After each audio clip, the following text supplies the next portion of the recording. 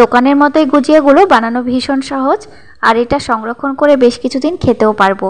তো প্রথমে আধা কাপ সুজিকে ভালো মতো ভেজে 2 কাপ নারকেল আর 2 কাপ চিনি দিয়ে পুরটা বানিয়ে নেব।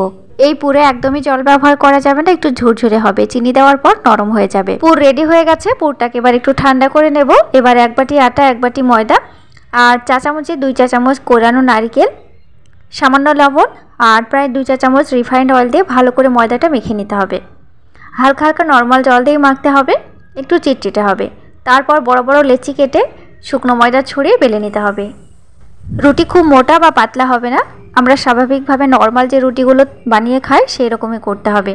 এরপর জলের গ্লাস দিয়ে গোল গোল করে কেটে নিতে হবে। দেখো, এক একটি রুটি থেকে এক একটি পিঠা তৈরি হয়ে যাবে। এরপর চারিদিকে একটু জল লাগিয়ে দেব, আর যে পুরটা বানিয়ে রেখেছিলাম সেই পুরটা দিয়ে দেব। এবার ভালো করে মুখটা লাগিয়ে সুন্দর করে ডিজাইনটা করে দেব। আর এই ডিজাইন করা ভীষণ সহজ। তোমরা নারিকেলের পুরটা বাদ দিয়ে মাওয়ার পুরটাও দিতে পারো, খেতে খুব ভালো লাগবে। দেখো, নারকেলের পুরটা দিয়ে এইভাবে গুজিয়াগুলো বানালে বেশ কিছুদিন সংরক্ষণ করে আমরা খেতে পারবো। এবার গ্যাসের ফ্লেমটা মাঝারি থেকে একদম লো আঁচে রেখে খাস্তা করে ভেজে উঠিয়ে নেব। ঠান্ডা করে সংরক্ষণ করে নেবে, বেশ কিছুদিন খাওয়া যাবে।